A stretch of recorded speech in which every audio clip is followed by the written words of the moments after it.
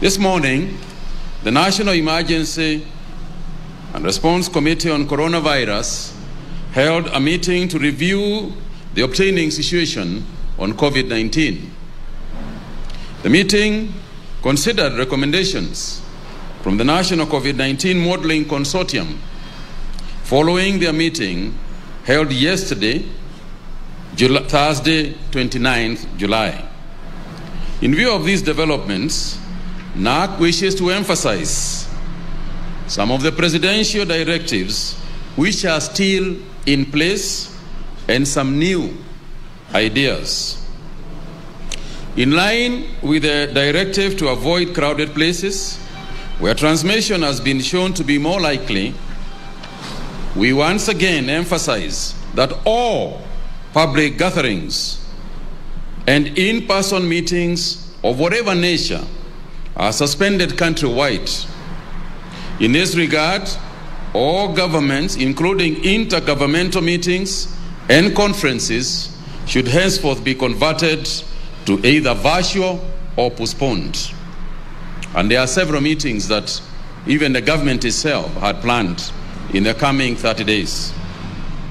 All forms of physical congregational worship in the country, churches, mosques, and temples, be permitted as per the guidance of the Interfaith Council and the interfaith protocols that have been developed, but which in the recent past seem to have been abused.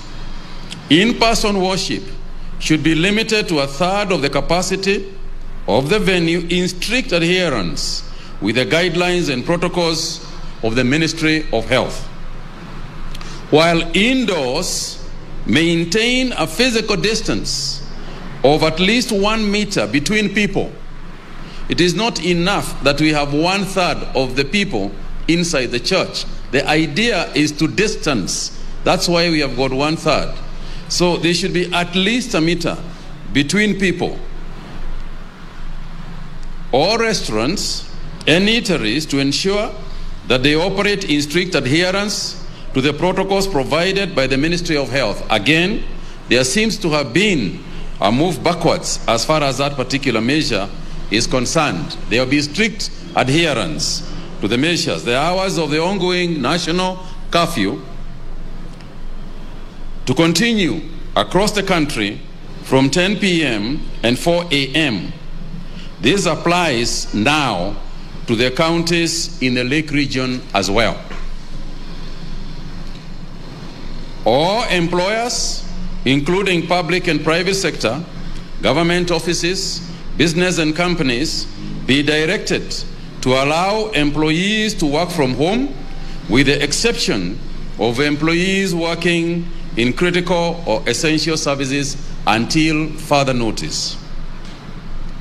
All healthcare workers are directed to use the recently revised Ministry of Health national guidelines for case management of suspected or confirmed cases of COVID-19.